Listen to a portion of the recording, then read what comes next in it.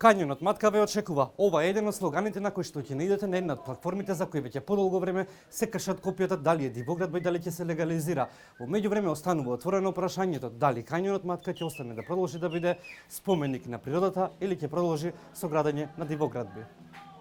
На терен, спорните платформи опремени во целост со урбана опрема каде се пречекуваат гости, клупите наместени, столчињата полни со гости, кајчињата покрај дивите платформи. Но, додека снимавме се појави лик кој не се представи, побара да ја склучиме камерата и да не снимаме. Дополнително појасни дека за 20 на дена на Матка се ќе биде легално. Ајде да се, не снимај толку детално, о, дечко.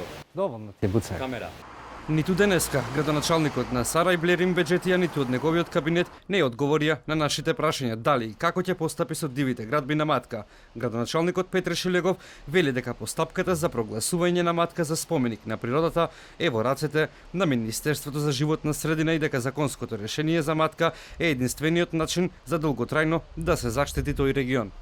Ние во тоа ќе соработуваме со доминантната во смисол на атрактивноста општина Сарај и со локалното население и во начинот на менаџирање на капацитетот и во начинот на менаџирање со природните ресурси и да спречиме да определени објекти кои што не се јавуваат.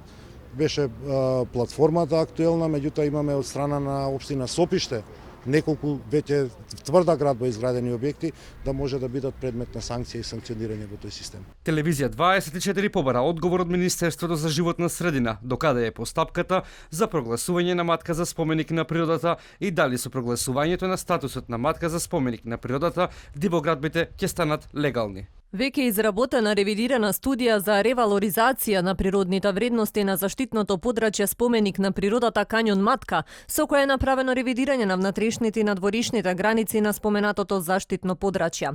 Останува да се поднесе предлог законот со кој ќе се регулира и начинот на управување. Донесување на закон за прогласувањето на Кањонот Матка за споменик на природата не е поврзан со легализацијата на објектите. За легализација на објекти кои се наоѓаат во заштитеното подрачје велат постои посебна постапка во Министерството за животна средина која издава мислење согласно Законот за природа и зонирање на заштитеното подрачје. Откако јавноста притисна, власта најави јавна дебата за Законот за легализација на дивоградбите со појаснување дека ќе се отфрли идејата за легализација на дивоградби во заштитени подрачја.